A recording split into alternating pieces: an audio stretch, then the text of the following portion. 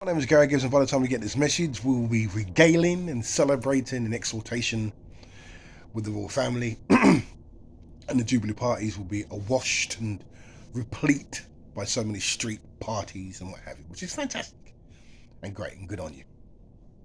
And I don't want to sound like a party pooper or a curmudgeoned old man, which I think I am anyway, but I am a staunch Republican. I like many Republicans. One questions, one will continue to question and impugn the royal family and their place.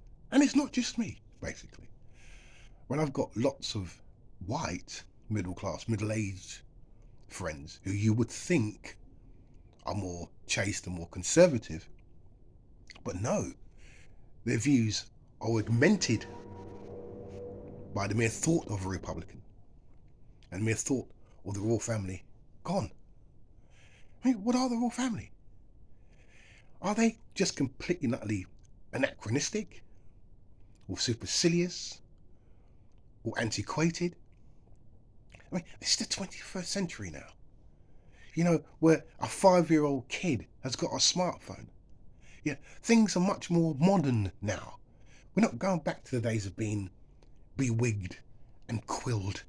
It goes back to the 15th century, for God's sake, to be waited upon hand and foot by lackeys and sculleries. God almighty, it's absolutely ridiculous.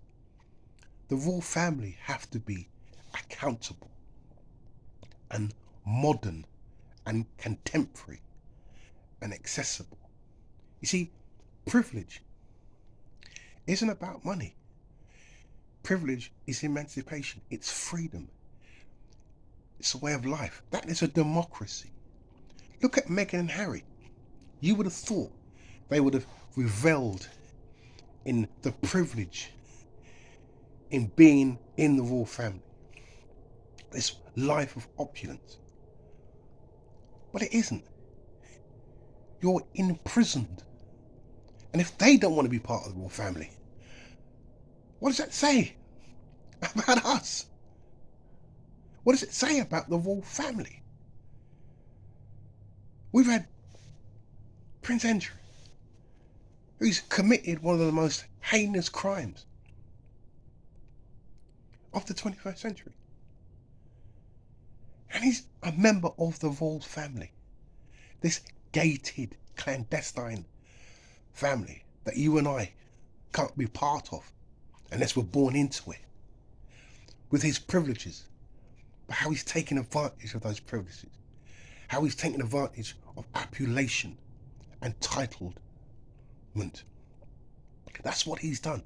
If that was you and I, we would have been in jail. He's got away with it. It's about time we questioned the royal family. It's about time we got them dragging, kicking and screaming into the 21st century to make them modern, to make them accessible. I mean, 62 years for a street party, for God's sake. Is that enough for your subjects? Is that how you treat your people? We have to wait 62 years for a street party? Come on. For all your devout followers who adore you, who love you? Is that enough? You should be giving those parties every single week. You should be accountable and accessible to your public every single week.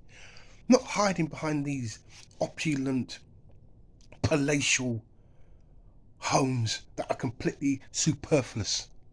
No, she's sitting there on a country pile. What's she got? Sandringham and Balmoral, a Buckingham Palace, on all these places. Waste of land and property. Give it, sell it, make it a grand house, an open house.